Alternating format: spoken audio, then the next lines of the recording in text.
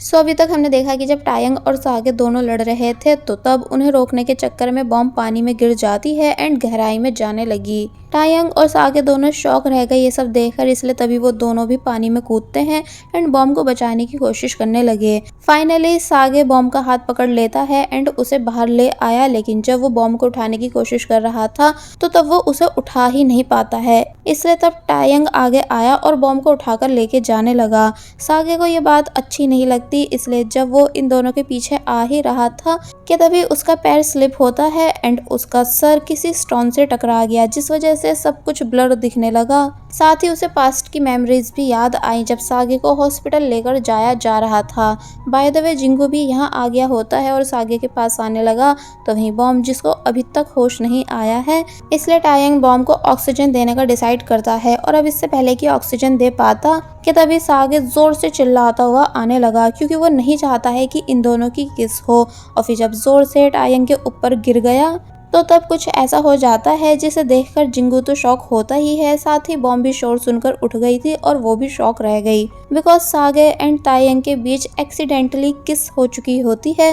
अब next scene में हम देखते हैं कि सागे अपना माउथ वॉश कर रहा है, तो वहीं टायंग बॉम्ब से पूछ रहा था कि क्या तुम ठीक हो। बॉम्ब बोली कि नहीं, ये सब तुम दोनों की वजह से हुआ है, एक्चुअली बॉम्ब को ठंड लग रही थी। सागे एंड टायंग दोनों बॉम्ब को सॉरी करते हैं। बॉम्ब बोली कि पहले प्रॉमिस करो कि अब फिर दोबारा नहीं लड़ोगे, तो तब वो दोनों प्रॉमिस करने लगे कि अब हम कभी भी नहीं लड़ेंगे, बल्कि आज से हम दोनों बेस्टीज हैं। बॉम्ब कहती है कि और हाँ, बैंड की लीडर मैं हूँ, क्योंकि मैं तुम दोनों के भरोसे बैंड को नहीं छोड़ सकती हूँ। तो ये बात सुनकर दोनों हैरान होने लगे कि तभी ग्यूरी आई मेडिसिन लेकर एंड बॉम्ब से पूछती है कि तुमको तो स्विमिंग आती है ना, फिर भी तुम डूब कैसे रही थी। बॉम्ब जल्दी से ग्यूरी को चुप करने का इशारा करने लगी, तो वहीं सभी शॉक रह गए इस बात को सुनकर। इसलिए टायंग ग्यूरी से पूछता है कि क्या सच में बॉम्ब को स्विमिंग आती है। ग्यूरी बताती है कि हाँ, एंड ये बचपन में 1-2 स्विमिंग कॉम्पिटिशन्स भी जीत चुकी है। तो ये सुन सभी लोग और ज्यादा शॉक होने लगे कि इसका मतलब बॉम्ब एक्टिंग कर रही थी पानी में डूबने की, और अब ठंड लगने की भी एक्टिंग कर रही है। तो तब बॉम्ब भी एक्सेप्ट कर लेती है कि हाँ, मैं एक्टिंग कर रही थी, क्योंकि मेरे पास और कोई रास्ता नहीं था तुम दोनों की फाइट को खत्म करने का।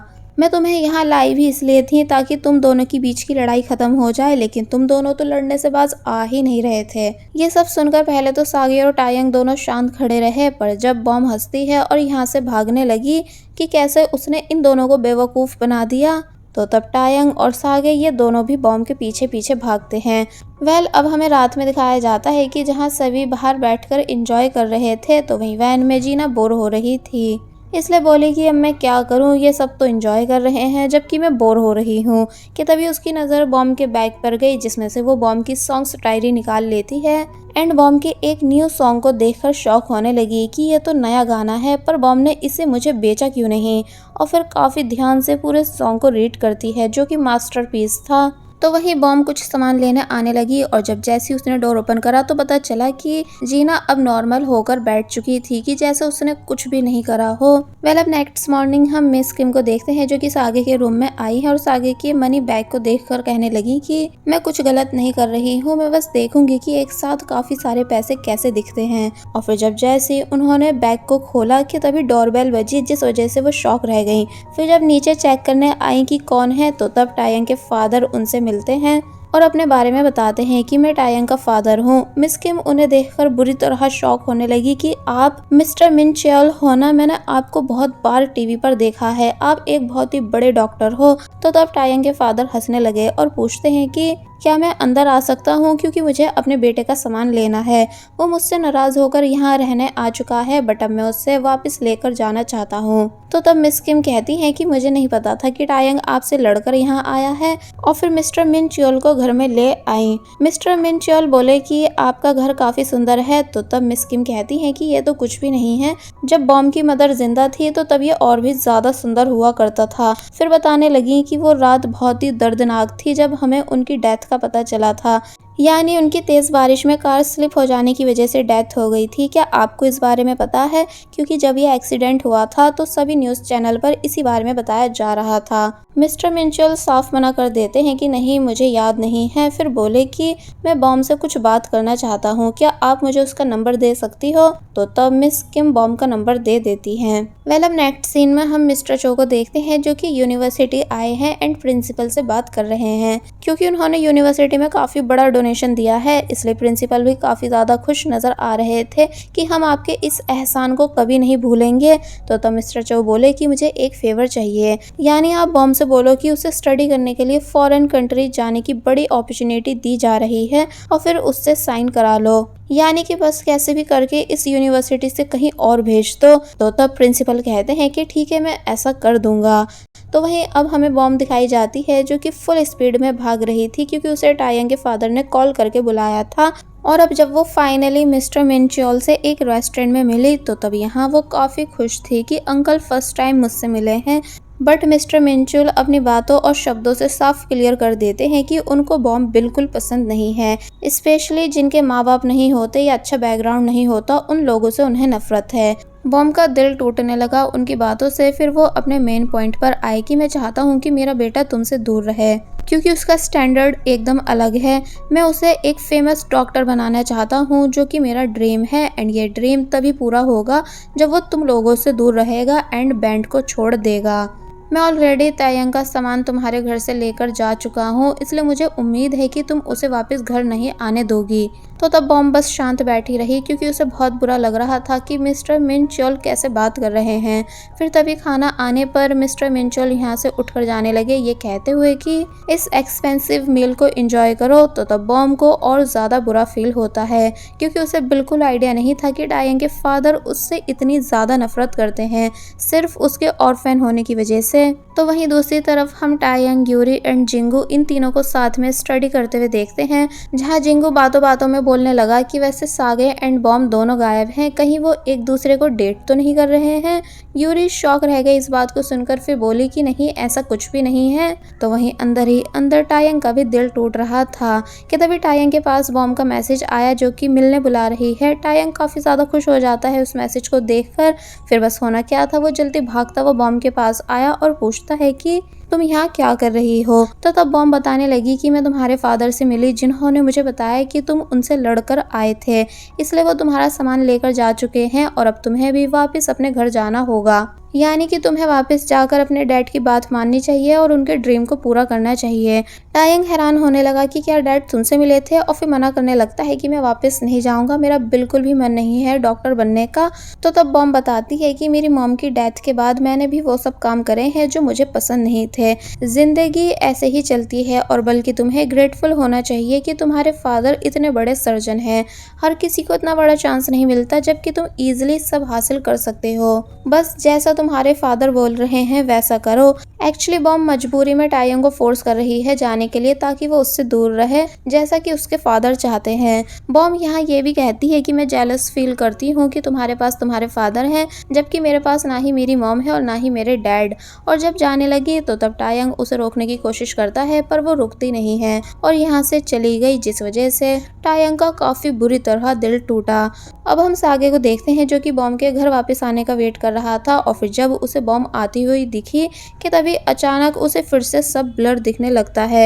एक्चुअली स्टोन से टकरा जाने की वजह से सागे की आईज में कुछ प्रॉब्लम आ चुकी है। वेल, बॉम जब घर आती है तो तब सागे बताता है कि टायंग के फादर उसका सभी सामान लेकर जा चुके हैं, ये चीज बहुत ही गलत है, उन्हें टायंग को इतना फोर्स नहीं करना चाहिए। तो तब बॉम सागे पर गुस्सा करने लगती है कि अब तो तुम्हें खुश हो जाना चाहिए कि वो यहाँ से जा चुका है, क्योंकि तुम्हारी तो उससे रोज लड़ाई होती थी ना। तो ये सुनकर सागे चुप खड़ा रहा। तो वही टायंग घर वापस आकर अपने डैड को वार्न करता है कि आप अब दोबारा बॉम से नहीं मिलोगे, ना ही बॉम को नुकसान पहुंचाओगे, क्योंकि मैं वापस आ चुका हूँ। तो तब वो कहते हैं कि तुम बस मेरे अकॉर्डिंग चलो, फिर मैं कभी बॉम को कुछ नहीं करूंगा। टायंग पूछता है कि आप आखिर उससे इतनी नफरत क्यों करते हो। तो तब वो बोले कि उसके अनाथ होने की वजह से। तो तब टायंग कहता है कि जबकि इस चीज में उसकी कोई भी गलती नहीं, आप सिर्फ दुनिया वालों के सामने अच्छे हो जबकि अंदर से एक मॉन्स्टर हो। वेल अब नेक्स्ट हम देखते हैं कि प्रिंसिपल बॉम को समझा रहे हैं कि वो अब्रॉड जाकर स्टडी कर ले, ये चांस हर किसी को नहीं मिलता, उसके अच्छे मार्क्स हैं इसलिए उसे दिया जा रहा है। तो तब बॉम बोलती है कि लेकिन मेरे तो एवरेज मार्क्स आते हैं। तो ये सुनकर वो चुप हो गए, फिर और कोई और बहाना बनाकर बॉम से पेपर पर साइन करने का कहने लगे। बॉम साइन करने वाली थी लेकिन फिर तभी रुक गई कि मैं यहीं रहकर अपने बैंड को सक्सेसफुल बनाना चाहती हूँ, इसलिए जा नहीं सकती हूँ, और फिर तभी यहाँ से चली जाती है। वेल अब हम सागे को देखते हैं जो कि अपनी आइस चेक कराने आया हुआ है। तो वहीं इसी हॉस्पिटल में तायंग भी था जो कि ऑपरेशन रूम में अपने डैड के साथ था, जहां उसका बुरा हाल हो रहा था। ये सब देखकर फिर जब काफी सारा ब्लड उसके फेस पर आया तो वो तुरंत यहाँ से भाग गया एंड बाहर आकर गहरी सांसें लेने लगा। फिर याद करता है कि कैसे जब एक दिन मैं घर वापस आया था तो मुझे काफी सारा घर में ब्लड पड़ा हुआ दिखा था एंड मॉम की डेथ हो चुकी थी, इसलिए बस फिर तभी से टायंग को ब्लड देखकर कुछ होने लगता है। मिस्टर मिंचोल बाहर आए और टायंग को किक मारते हैं, फिर कहने लगते हैं कि तुम ठीक अपनी मॉम की तरह बेकार इंसान हो। मैं चाहता हूँ कि मेरे बाद मेरे इस हॉस्पिटल को तुम संभालो, लेकिन तुम्हारे बस की कुछ भी नहीं। टायंग कहता है कि आप प्लीज मॉम को बीच में मत लाइए। तो ये सुनकर वो उसे और ज्यादा मारने लगते हैं। इस बीच टायंग के हाथ पर चोट लग जाती है और फिर हाथ को और ज्यादा जख्मी करने के लिए वो कोई नोकीली चीज उठाकर इससे पहले कि खुद को और ज्यादा नुकसान पहुंचा पाता कि तभी सागे यहाँ आ गया जो कि टायंग का हाथ पकड़ लेता है। टायंग हैरानी से सागे को देखने लगा। फिर सागे बोला कि क्या तुम फाइट के रूल को भूल चुके हो कि हम खुद को नुकसान नहीं पहुंचा सकते हैं, और अगर तुम हाथ खराब कर लोगे तो गिटार कैसे बजाओगे। मिस्टर मिंचोल सागे से बोलते हैं कि तुम बीच में मत आओ। तो तब सागे पूछने लगा कि मैं बीच में क्यों नहीं आऊँ, क्या मुझे नहीं पता है कि आप कल बॉम से रेस्टोरेंट में मिले थे और आपने उससे क्या क्या बातें करी थी। फिर तभी सीन चेंज हुआ और दिखाया गया कि जब मिस्टर मिंचोल बॉम से कड़वी कड़वी बातें कर रहे थे तो तब वो सब सागे ने भी सुन ली थी, जो सब सुनकर उसे काफी गुस्सा आया था। इसलिए प्रेजेंट में मिस्टर मिंचोल को वार्न करता है कि आप बॉम से दूर रहोगे। एक डॉक्टर आई और मिस्टर मिंचोल को ऑपरेशन के लिए बुलाने लगी, जिस वजह से वो यहाँ से चले जाते हैं। फिर सागे टायंग से बोला कि बॉम तुम्हें दूर सिर्फ तुम्हारे फादर के कहने पर कर रही थी, जबकि उसे सच में तुम्हारे लिए बुरा फील होता है, यानी वो तुम्हारी फिक्र करती है। और फिर बताता है कि मैं बॉम की सेफ्टी के लिए उसे फॉलो करता हूँ, इसलिए तुम ये सोचना छोड़ दो कि अगर तुम डॉक्टर नहीं बने तो तुम्हारे फादर बॉम को नुकसान पहुँचाएंगे। और वैसे भी अगर तुम अपनी ज़िंदगी में वो काम नहीं कर पाए जो करने का तुम्हारा मन है, तुम्हारा ड्रीम है, या जो करके तुम्हें खुशी मिलती है, तो तुम एक लूज़र हुए जो खुद का स्टैंड नहीं ले सकते हो। और फिर तभी यहाँ से चला जाता है। तो तब टायंग यहाँ खड़ा रह गया एंड सब चीज़ों के बारे में सोचने लगा कि सागे जो कुछ भी कहकर गया है क्या वो एकदम ठीक है। और बस फिर इसी सीन के साथ ये पार्ट यहीं पर एंड हो जाता है। There was a time when you had me falling to the ground. For next part, please subscribe my channel and hit the bell icon. Thank you.